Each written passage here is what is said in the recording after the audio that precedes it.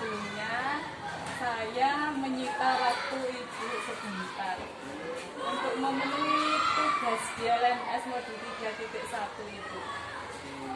Tujuan saya kemarin ibu ingin mewawancarai Ibu Nur Hayati dari Kepala Sekolah UPT SDN 69. Ibu, pertanyaan pertama yang ingin saya ajukan yakni selama ini bagaimana Ibu dalam mengidentifikasi kasus-kasus yang merupakan dilema etika atau rujukan moral? Pertama, kita lihat dulu duduk permasalahannya apa, tentang apa, siapa ini, apakah ini kasusnya pada anak-anak, atau bapak ibu guru, atau mungkin warga sekolah lain, misalnya ada TU, ada bapak penjaga, kantin, ataukah dari wali murid.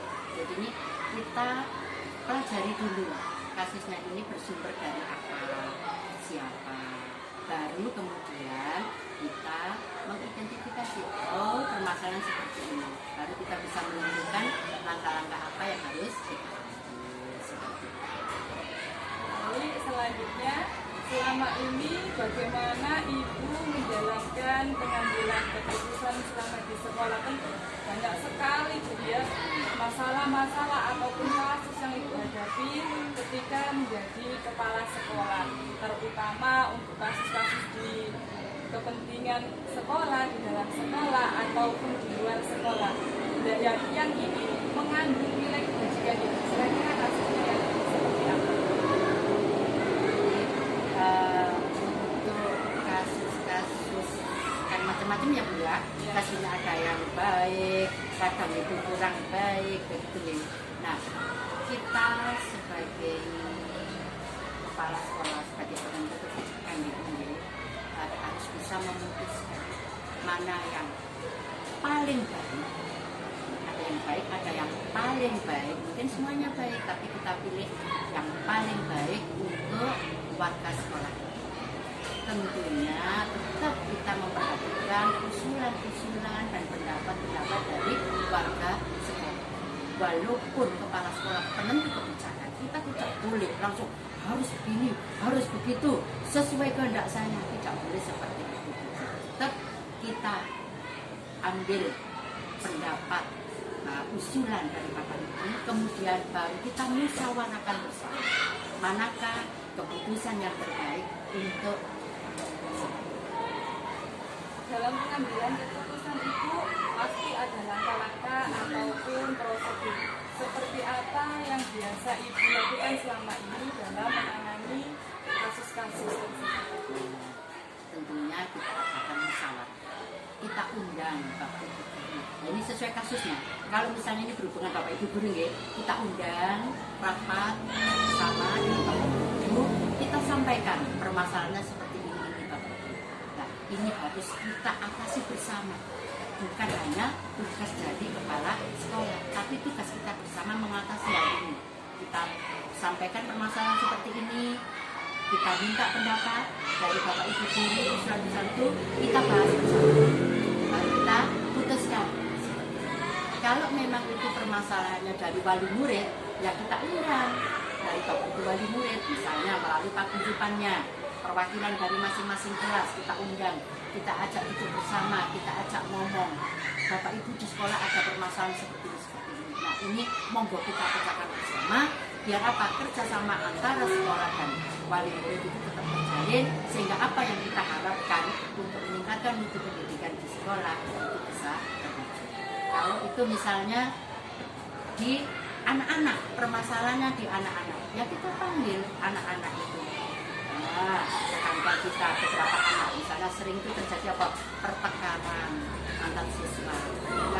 Iya, bullying, kadang-kadang tidak sengaja, tetapi bergurau berlebihan sehingga mengarah ke bullying. Nah, itu anak-anak itu kita panggil, kita ajak duduk, kita ajak ngomong-ngomong, apa sih permasalahannya? Mesti ada latar belakang yang menyebabkan anak itu melakukan hal tersebut. Apakah dari faktor keluarga mungkin tertentu kurang harmonis di rumah, sehingga pelampiasannya di sekolah, sehingga kita bisa mengambil keputusan yang tepat untuk anak itu.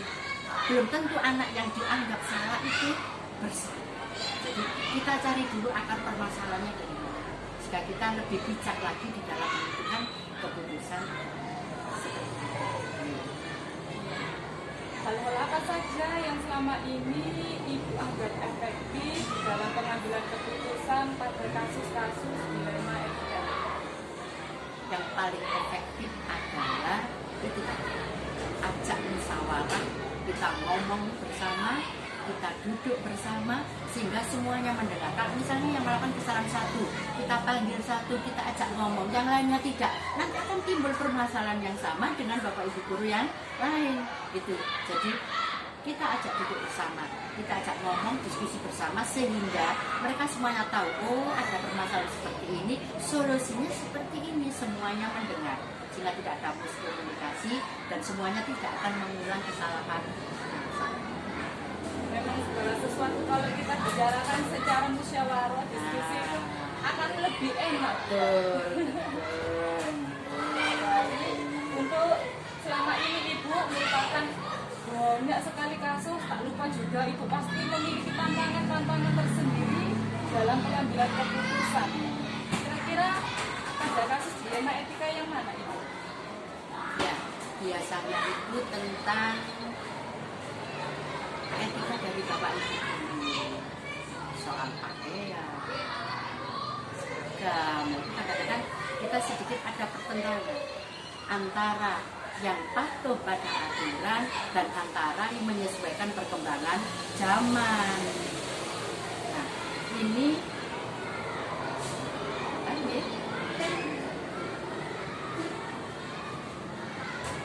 ini yang merupakan tantangan bagi kita. Bagaimana kita bisa menyelesaikan masalah antara dua tadi, satu berdasarkan aturan, satu berdasarkan perkembangan zaman. Nah, ini pandai-pandainya kita bagaimana menyampaikan kepada Bapak Ibu guru. Yang kita utamakan adalah berdasarkan aturan, karena kita pendidik harus bisa memberikan contoh kepada anak-anak kita. Jadi paling tidak anak-anak kita suruh patuh pada tata tertib sekolah, ya Bapak Ibu gurunya harus patuh pada aturan sekolah. Untuk perkembangan zaman, monggo, tetapi kita sesuaikan.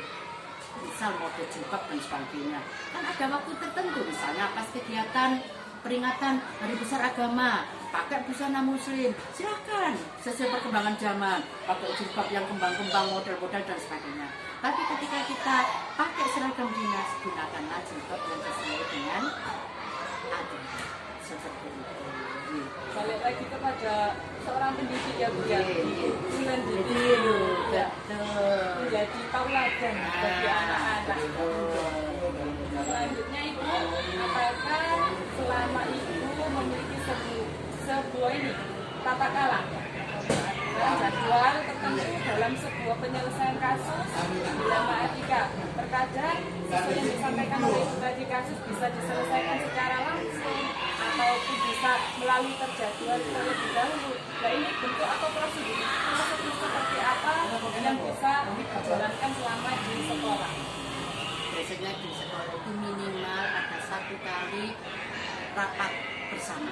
Nah, di saat rapat bersama ini kita bahas seperti apa ya, refleksi, evaluasi selama 1 bulan kita kegiatan, ada masalah apa. Kecuali kalau hal yang urgen harus segera kita selesaikan, maka tidak menunggu jadwal rapat akhir bulan. Ketika itu harus segera diselesaikan, kita kumpul, kita rapat bersama. Kalau itu hal yang urgen harus segera diselesaikan.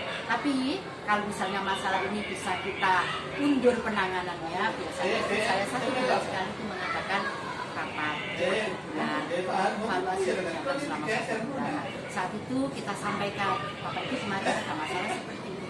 Nah, kita bahas, kita cari solusi. Jadi di samping ada jadwal juga sesuai kebutuhan.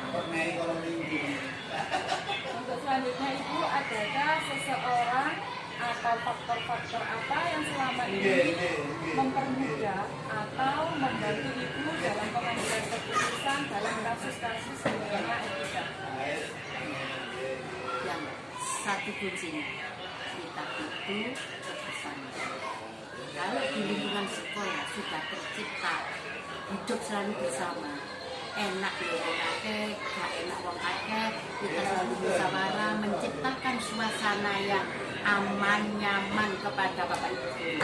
Insya Allah segala keputusan apa yang kita sampaikan Bapak Ibu guru menerima. Nah itu jadi intinya kita menyiapkan lingkungan sekolah yang kondusif untuk Bapak Ibu guru, tidak hanya untuk siswa, tetapi Bapak Ibu guru juga kita ciptakan lingkungan yang aman, nyaman, dan enjoy, enak. Seberat apapun pekerjaan yang kita berikan kepada Bapak Ibu guru, kalau Bapak Ibu guru itu merasa nyaman, enak, insya Allah tidak akan merasa berat. Intinya di sini. Kalau sudah Bapak Ibu guru merasa berat, keputusan apapun tidak akan bisa terjadi.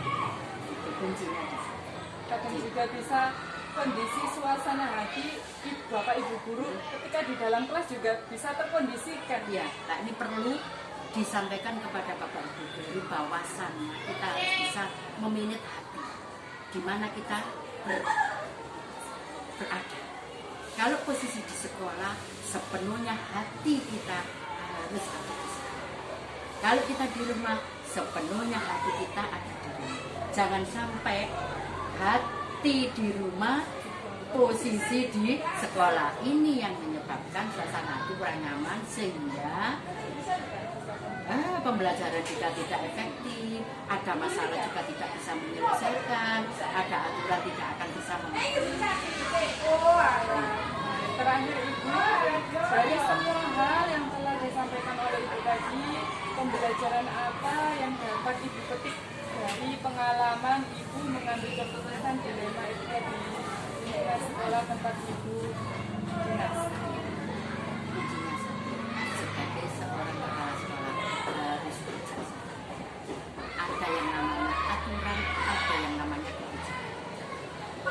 Aturan, kalau itu misalnya dari Bapak Ibu guru itu ada yang tidak bisa dipaksakan untuk memakai aturan, harus kita munculkan namanya kebijakan sehingga semuanya bisa berjalan.